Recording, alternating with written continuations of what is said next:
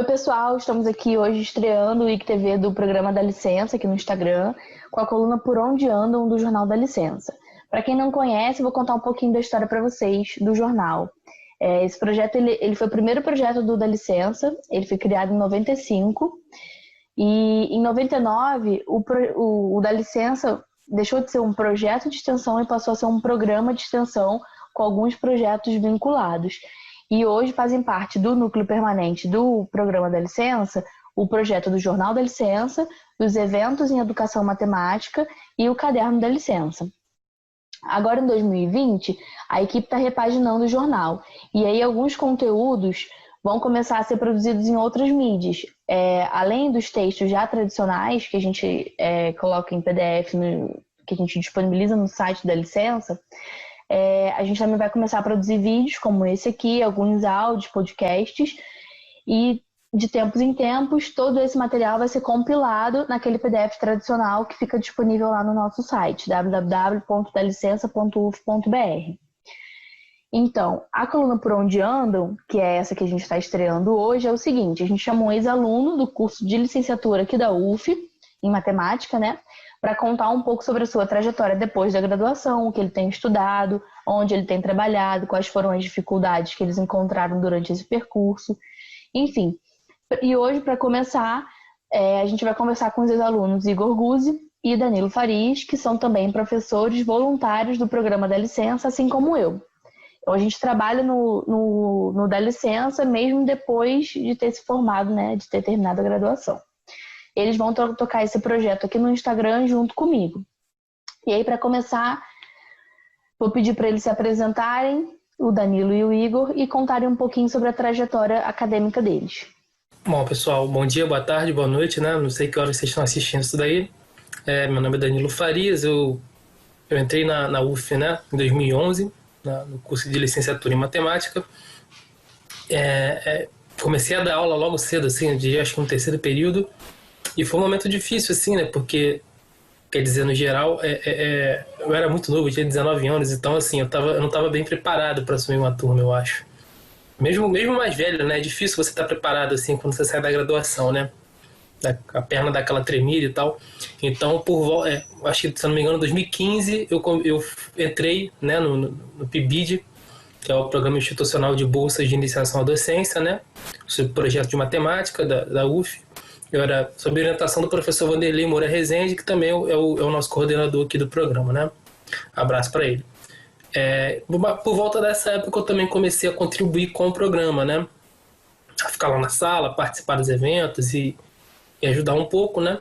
Depois de formado, eu sigo estudando, sigo interessado, né, nos assuntos de sala de aula, de educação matemática. Eu fiz o curso de especialização em Educação Matemática do Colégio Pedro II e atualmente estou cursando mestrado em Educação Matemática no programa de pós-graduação em Educação Matemática da Universidade Federal de Juiz de Fora. E, bom, como a Natasha disse, eu continuo atuando aqui, né, ajudando no programa. A gente tem uma das ações do programa, né, é a HQuem, que é um grupo de história em quadrinhos e ensino de matemática. Atualmente a gente está com um grupo de estudo aqui pelo programa, né? A gente se reúne quinzenalmente às quartas. Quem quiser saber mais detalhes pode ver lá no site. E, bom, acho que é isso. Oi, gente, eu sou o Igor. Vou pegar um pouquinho da gancho da fala do Danilo, né? Que ele falou que acho que a gente não está preparado em termos de dar aula, né? Que a gente é bem novo e bem seguro ainda, só que eu acho que até hoje sempre que eu for enfrentar uma turma nova, acho que a gente sempre não está preparado para as coisas que podem vir, né? Porque cada aluno, cada turma tem suas especificidades, então é muito difícil a gente estar sempre preparado, porque qualquer coisa pode nos esperar, né? Mas falando da minha formação, eu entrei na UF em 2015, 2015.1, eu entrei como bacharel.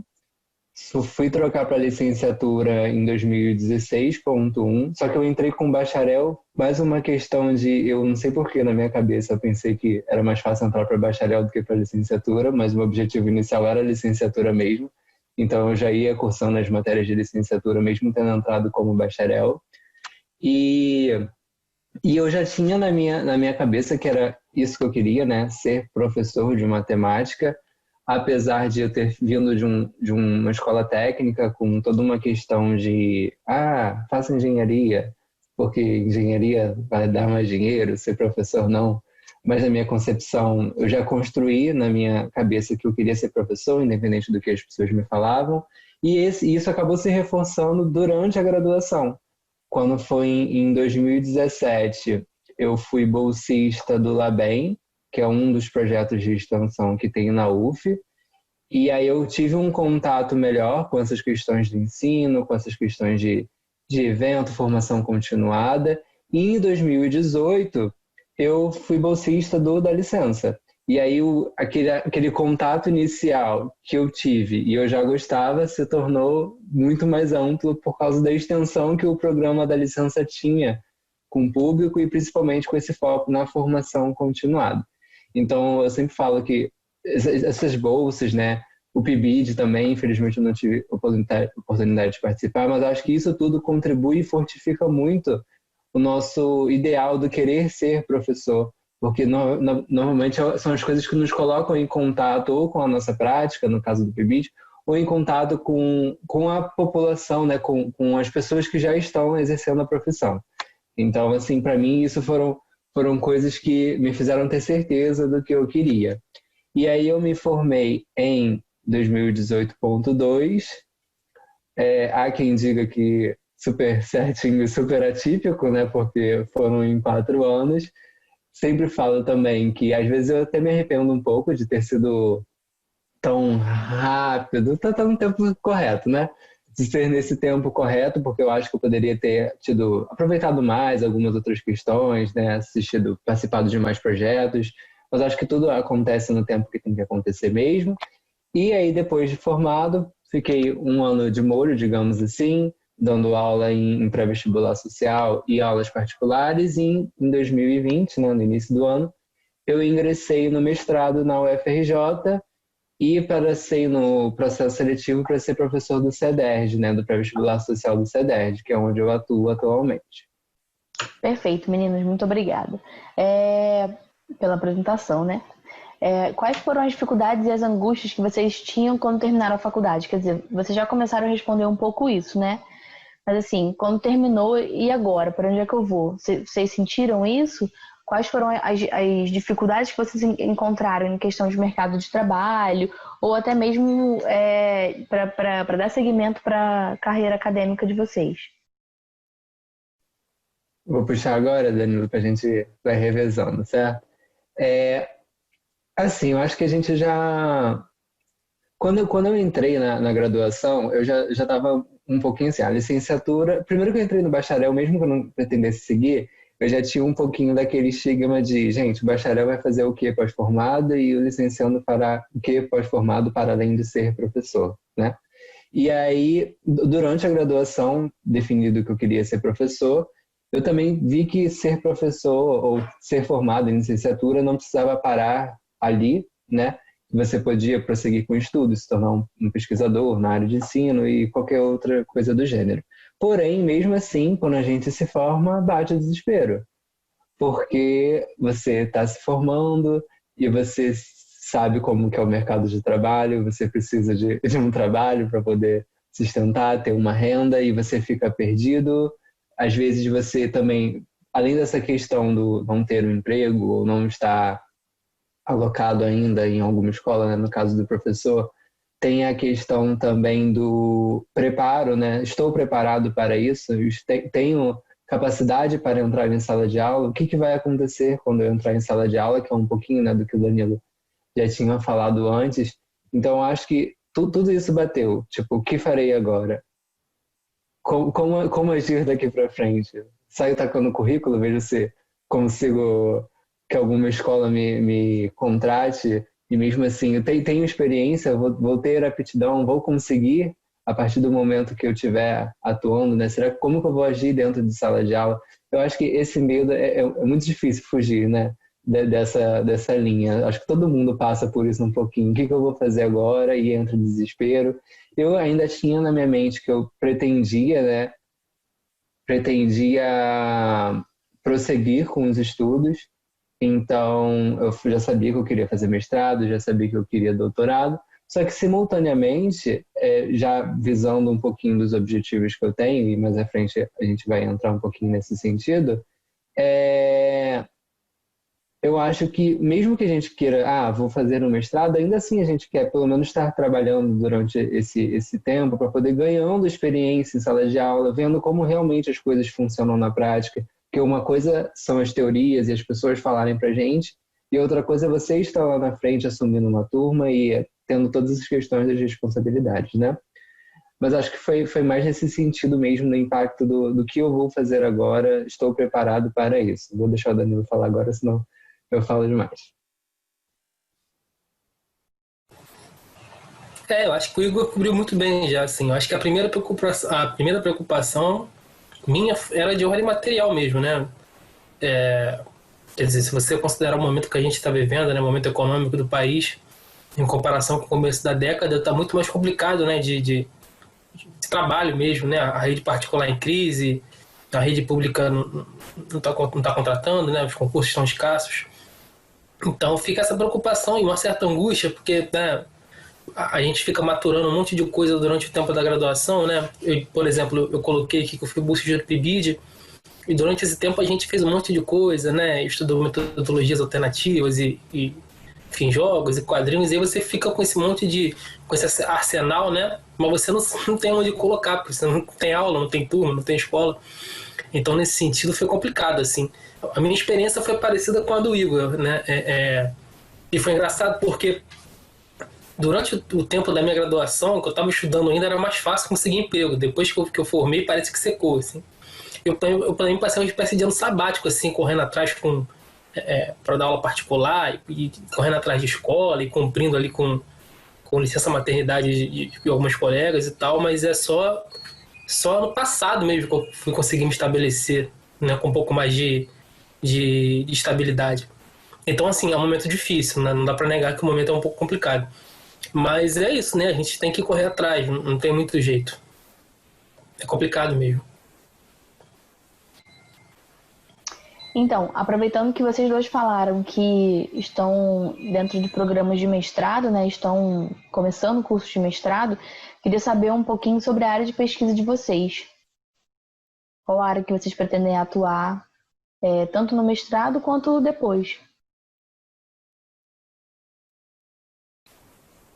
Bom, eu já tinha colocado, né, que durante a minha época no PIBID a gente trabalhou muito com a coisa da história em quadrinhos, né, e pensar nisso daí como uma ferramenta para a sala de aula, né, de que maneira que a gente consegue articular quadrinhos e ensino de matemática, educação matemática. Então, a gente já fez alguns trabalhos nesse sentido, né, meu trabalho de conclusão lá na especialização foi sobre isso também, e eu pretendo dar continuidade no mestrado, né, mais para a parte de educação estatística. E, então, assim, é mais nesse sentido. Agora, eu tenho interesses diversos, assim, tem muitos campos que me atraem. Então, assim, eventualmente eu devo acabar falando sobre outras coisas também. Não sei o que ainda, mas vamos ver. Eu também vou convergindo muito com essa ideia do Danilo, né? Tem muitas áreas afins, mas também é bom a gente sempre saber um pouquinho de cada coisa, né? E aí a gente vai tentando se aprofundar aos pouquinhos daquelas que nos interessam, mas também não tem como a gente abraçar o mundo com aprofundamento, porque é impossível, né? Mas a minha linha de pesquisa é um pouquinho atípica, né? Eu faço parte do time, que é um de tecnologia e inclusão, e minha pesquisa em si é sobre diversidade sexual e de gênero. E meu estudo é compreendendo as representações sociais dos professores de matemática, LGBT no caso, quanto a essas questões de diversidade de gênero e sexual, porque é algo que praticamente está escasso, né? É uma discussão que não se fala, lá no programa também é algo que está sendo inovador. Criou-se um grupo, né, esse ano, justamente para poder abarcar as pessoas que tinham interesse nessa área e também correlatas como os direitos humanos, porque são assuntos que são pouco explorados, de uma forma geral, e menos ainda por professores de matemática e também a de física, né? Esses que são mais da área de exatas. Parece que é um estigma falar sobre, porém são assuntos que vão estar em nossas salas de aula, independente de falarmos ou não sobre, e a gente precisa saber como agir, né? Porque não falar ou agir da forma que a gente acha que é adequada, na verdade a gente pode estar propiciando para preconceito e propiciando para discriminação. Então é necessário sim a gente aprender sobre. Porém, como já tinha dito antes, né, além disso, eu dou ali minha olhadinha em umas coisas de tecnologia, dou olhadinha assim, em umas coisas de inclusão no sentido geral, né? Então acho que a gente vai educação estatística também. Acho que a gente sempre vai vendo assim, bebendo um pouquinho das fontes, né, que existem para a gente ir se construindo ao longo do tempo. Muito legal. Então, quais são as expectativas de vocês para o futuro? Depois de terminar o mestrado, e aí? Para onde vamos? A gente vai para onde a vida nos levar, né? É muito essa vibe. Mas a gente tem sempre as nossas pretensões. Assim, eu sempre, se tudo der certo, né? Eu pretendo entrar para a rede pública, passar aí em algum concurso que eu já fiz, que estão meio esperando que saia, os que estão por vir. Porque por mais que meu objetivo sempre foi, sempre não, né? Mas ao longo da graduação foi se construindo e se fortifica cada dia mais, é atuar na universidade. Como eu sempre falo, né? Meu objetivo inicial era trabalhar na escola para poder disseminar um pouquinho essa concepção que a gente tem da matemática, e depois de um tempo eu fui vendo que eu estaria conseguindo atingir mais pessoas se eu atuasse com os professores desses alunos, porque eu estaria ampliando, né, a quantidade de pessoas que eu estaria atingindo. Então, eu sempre na minha cabeça fiquei, eu quero muito fazer mestrado, depois doutorado, depois dar aula numa universidade, principalmente numa disciplina que articule com questões de ensino, ou até mesmo uma que não articule, justamente para a gente talvez tentar modificar um pouquinho dessa concepção da matemática pura e pesada que a gente tem na licenciatura, de que tem que ser tudo aquilo encaixotado e concreto, né? Eu acho que às vezes é até interessante esse movimento. Então, inicialmente é isso, né? Mas nesse meio tempo eu quero muito atuar no ensino básico, conseguir ter essa experiência, até porque eu acho que isso vai agregar muito para quando eu estiver na universidade, agregar na minha forma de ensinar, porque tendo pisado ali, né, no chão da escola, eu acho que isso é muito importante para ressignificar algumas concepções que a gente tem. Bom, eu sou professor da rede pública, né? Eu dou aula no município de Maricá. E eu diria que, assim, depois de terminar o mestrado, né, que é um objetivo importante, eu gostaria de... Minha intenção é seguir na escola, né? Eu tenho plena consciência, e é uma coisa que eu converso muito com alguns colegas de lá, tanto do município quanto da minha escola, que a gente tem condições totais de oferecer um ensino de boa qualidade, né? Muito se fala dos institutos federais, dos colégios federais, e claro, são centros excelentes, mas eu tenho certeza que a gente tem total condição de oferecer também excelência onde a gente está. Então eu diria que assim, meu objetivo principal é seguir na escola, né? Eu acho que é o meu lugar, enfim, contribuir para que a gente seja cada vez melhor. Em relação a estudo, eu quero, como eu disse, quero terminar o mestrado. O doutorado vai esperar um pouco, porque eu não queria emendar, não. Tem outras coisas que eu tenho interesse também, que eu gostaria de estudar, mas é mais ou menos isso. Eu também tenho interesse, assim, de um dia, quem sabe, trabalhar com formação de professores, mas não necessariamente dentro da universidade, pensar em alguma outra forma. Agora, para isso, me falta experiência, né? Tô mais ou menos em 7, 8 anos dando aula, mas acho que ainda é muito pouco, preciso de mais. Então, acho que é isso, continuar na escola, continuar trabalhando, reunido com os colegas. Eu acho que nessa pandemia ensinou muita coisa pra gente, né? Não estou dizendo que é uma coisa boa, mas agora a gente se apropria muito mais dessa coisa do digital e estar reunido aqui, né, pela internet, o que facilita, assim, você pode encontrar colegas de todo o país para poder conversar e trocar experiências e tocar alguns projetos. E me interessa muito estar reunido com os colegas, assim, conversando, né? E pensando nessas coisas. Então, eu acho que é um pouco de tudo. Danilo, falando um pouquinho em cima do que você disse, essa questão da excelência na escola, né? Eu acho que isso é muito importante porque a gente precisa quebrar um pouquinho esse discurso de você é muito bom, você não era para estar aqui na escola, você era para estar dando aula não sei aonde, você era para continuar seu estudo e ir para dar aula na universidade. Não, justamente pela pessoa ser bom, que ela precisa também atuar ali na base, a base também precisa de professores bons, talvez precise muito mais do que assim, claro que todos os lugares precisam de professores, né? Cada um com suas aptidões, mas eu acho que ali na base precisa sim desses professores para poder transformar um pouquinho, né, e mudar essa forma como a gente está hoje em dia.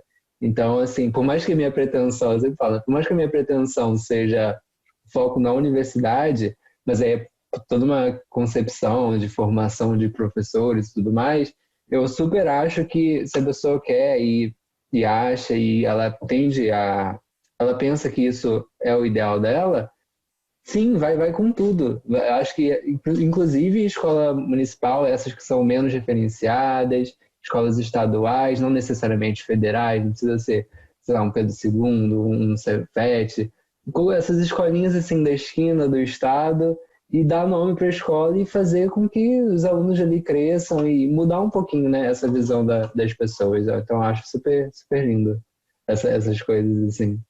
Só queria falar isso mesmo.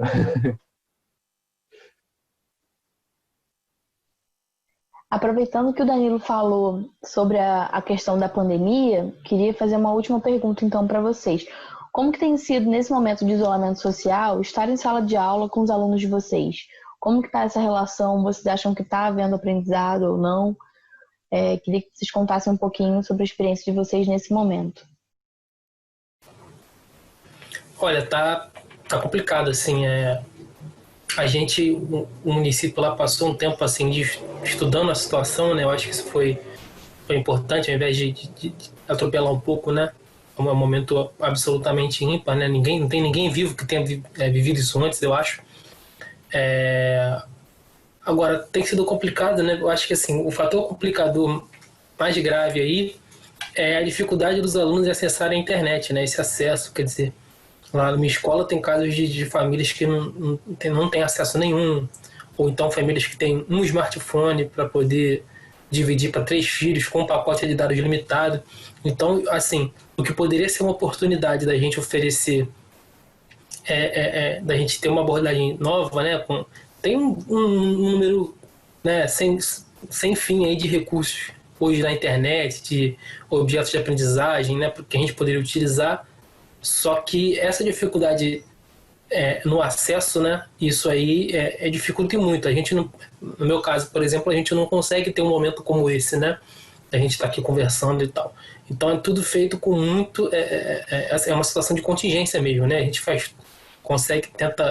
tenta minimizar os danos, só que é complicado. A gente tem enviado, né, atividades para a escola poder imprimir, e aí tem aquele momento que a escola entrega os alimentos para as famílias, eles também recebem as atividades, e a gente tenta dar um feedback ali pelo WhatsApp, responder e atender os alunos, mas assim, é complicado você atingir a todos, né? É difícil. Então é um momento grave, assim. Além de tudo, eu acho que também, pensando agora no professor, também tem uma espécie de agonia mesmo, né? Um certo desânimo, porque quer dizer, a gente fica um tempo, né, preparando as atividades e preparando as aulas, e aí quando você começa a perceber que aquilo está chegando muito pouco, né? Isso é um relato que eu tenho ouvido de vários colegas, de várias redes, de várias escolas. Quando você percebe que aquilo não está conseguindo atingir os alunos ou que eles não conseguem dar uma devolutiva, isso vai desanimando, né? Porque um trabalho que deveria ser, né, no campo educacional, ele começa a parecer com um pouco trabalho burocrático, e aí eu acho que isso desanima bastante.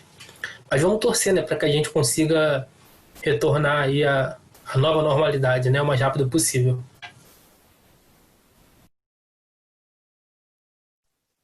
Eu acho que eu vou muito a caminho do que o Danilo falou mesmo. Acho que está muito similar, né, ao que as pessoas têm passado aí nesses tempos. lá no, como eu disse, né, eu trabalho no pré-vestibular do CEDERJ, então a gente tem até, apesar da gente atuar em um polo específico, a gente acaba tendo uma noção do que está acontecendo em todos os polos do estado do Rio, né? Acaba tendo um parâmetro geral. Inicialmente, a gente foi colocando vídeos, mandando áudios, né, para aqueles que não podiam ter acesso aos vídeos por conta de dados, enviando PDF, tudo assim, mas com o pensamento de que em algum momento voltaria às aulas presenciais, então aquilo ali seria algo só ali enrolando, digamos assim, né, tentando passar o tempo até que voltasse presencial e a gente conseguisse de fato tentar recuperar. Passando o tempo, né, a gente viu que o cenário não foi por esse caminho e estamos aqui hoje ainda com as aulas pelo ensino remoto. E aí, o movimento que eles fizeram é a gente precisa dar um jeito porque a gente não pode deixar esses alunos desamparados, né? E principalmente pelo fato de que, como sabemos, né, o Enem está aí, como é um pré-vestibular, o Enem continua mantido, vai ser em janeiro e eles precisam, né, de alguma forma se preparar para o Enem. E aí, só que assim, infelizmente não tem como, não tem recurso, ainda mais porque lá tudo que você faz para um polo você precisa fazer para todos, né? Então não tem como atingir todos os alunos, infelizmente. A gente tem tentado todos os meios possíveis, agora tem tudo mesmo, tudo. Tem Telegram, tem grupo em WhatsApp, grupo em Facebook, Google Classroom, canal no YouTube, tem tudo, todos os meios tem com tudo. Tudo é jogado em todos os meios para tentar atingir o número máximo de alunos possíveis. Graças a Deus lá a gente ainda tem intérprete de Libras que podem ajudar nos vídeos, tem essas questões também, pelo menos isso, né, para poder auxiliar, mas também não é algo que todos consigam ter esse recurso, a gente tem esse certo privilégio, mas está sendo muito complicado, principalmente agora jogando especificamente para o meu polo, né? Eu tenho cerca de 200, ou pelo menos tinha, literalmente tinha, né? Cerca de 250 alunos, e se 20, 25 assistem a aula síncrona, é muito, né? E eu não estou aqui para julgá-los, eu não estou aqui para reclamar, porque eu entendo o porquê disso, e acho que é super normal isso acontecer, mas eu me sinto mal, não porque eu sei que tem muita gente de fora, e eu tento sempre alcançá-los de alguma forma, eu sempre tento, às vezes no próprio grupo do WhatsApp, eu tento jogar todas as coisas que eu vou abordar no síncrono, tento jogar ali pelo assíncrono para fazer as pessoas que não podem assistir participar, mas também é algo que demanda tempo.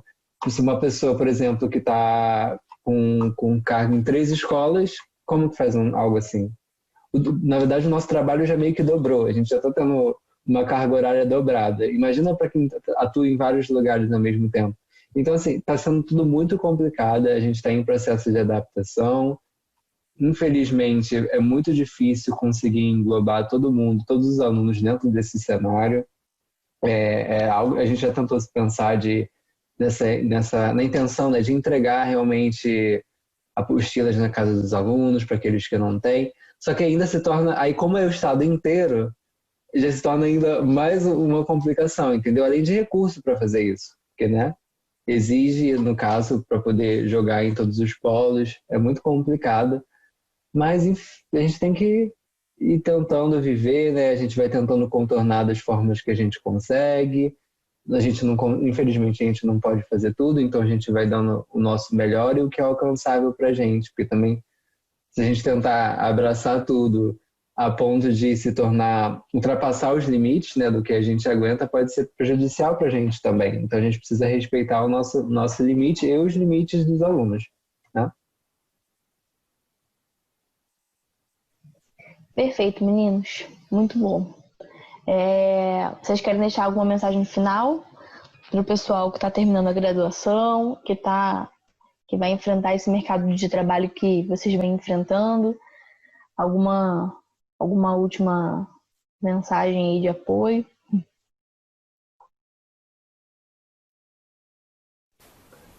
Olha, é um momento difícil, assim, mas o recado que eu deixo é que, assim, persistam, né?